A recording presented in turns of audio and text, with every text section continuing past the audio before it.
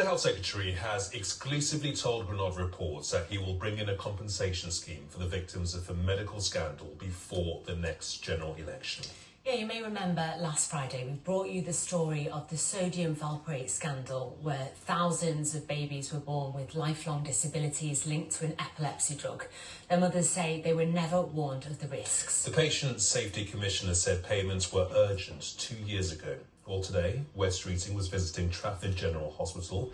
He spoke to our political correspondent, Leisha Manali. He's the man with a plan to cut NHS waiting lists, but victims of a medical scandal told us they've been waiting far too long for his department to compensate their disabled children. Where is the compensation scheme for victims of sodium valproate?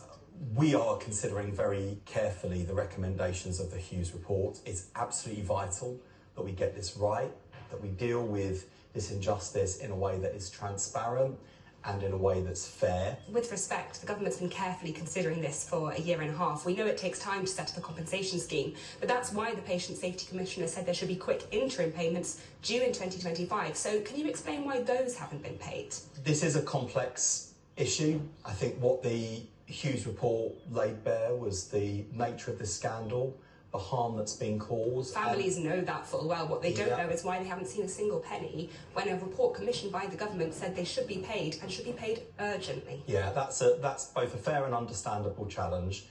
It isn't a straightforward one to rise to, but I am working actively with colleagues right across government to make sure that we respond to the Hughes Report in a way that is fair to the victims of this scandal. But that's the line these mothers from Lancashire say they've heard too many times before. Our babies were victims from the moment they were born, and they continue to be victimised by this government today and gaslit. And we feel very let down. We were hoping that when the Labour government took over things would be different, but obviously we've just been so wrong with that.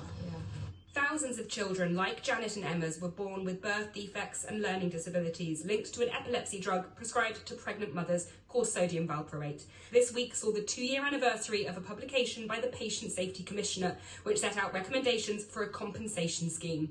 Labour MPs are among those calling for the government to formally respond to it. They've spent their lives already fighting for their kids. The can has been kicked down the road for too long. And before the general election, Wes Streeting was saying very similar things. This is you meeting one of our viewers.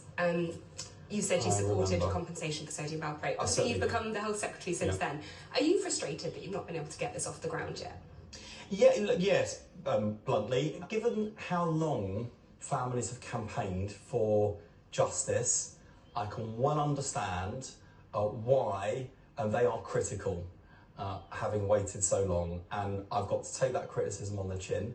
I am sorry to families that they have been waiting this long. I'm asking people to bear with me, but we will get there. You say you want to be the Health Secretary that gets this done. Does that mean you are committing to getting it done before the next general election? Yes.